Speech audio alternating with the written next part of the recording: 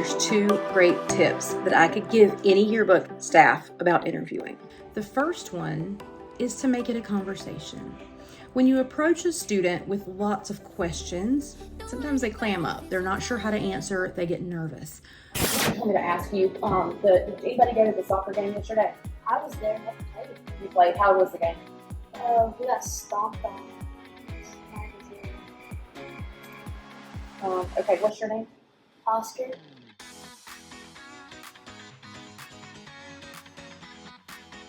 Right, thanks. But if you just sit down and talk to them, warm up, get to know them a little bit, and then talk to them about your topic, you typically get better information. Sorry to interrupt. I have some questions. Okay. I'm Sarah. How are y'all? Good. How about you? I'm good. Anybody go to the game yesterday, the soccer game? Yeah, I was fun. I hear it was a rough one. Yeah. Okay. What was the final score? 0. So, obviously that's not the outcome that you wanted, but was there anything good about it? We definitely played a lot better than we did in the last game. How's the team morale? And we're keeping our heads back. That's good. That's good. What about y'all? Did anybody else go to the game? I had to go to the volleyball game. Okay, volleyball game. All right. How did they do? I mean, we definitely improved from last year. Good. But we didn't get the outcome.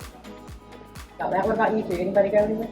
No, well, we had a football game last Thursday. Yeah.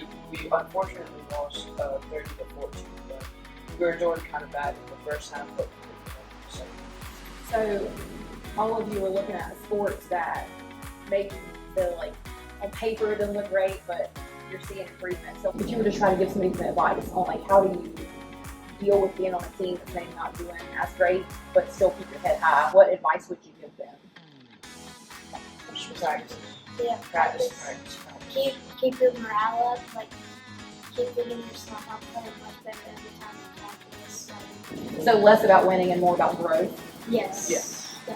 Definitely. So we want to use some information that we've talked about in the yearbook. So I'm going to make sure I have your name spelled correctly so I can kind of reference back to you. Is that okay? All right. And then I'd love to take a photo of it, if that's all right. Would that be good? But go ahead and stand up and I'll come around and just snap some and we'll make sure they're good before I go.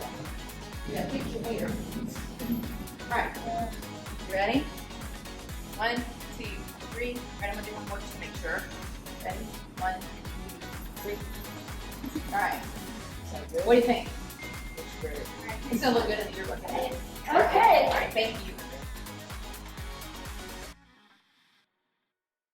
I would say take a deep breath, and you have the badge, so people will know that you're there on official business, so they can't exactly turn you away if you're being polite. Start by growing a connection with the person before you start asking them your initial question, and then you can lead into your question. That way they won't feel as intimidated that you're here for one purpose instead you actually care about them, and just showing that yeah, just be confident, be smiling, and yeah, that's all I would say.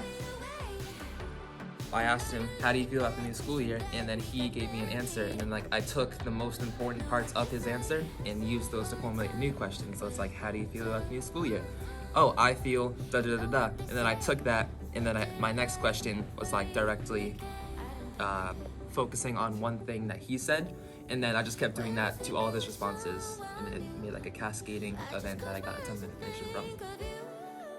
And the second thing I could tell you is that while you have a captive audience and you have a student who now knows that they're going to be covered in the yearbook, why not make sure they know how to buy it?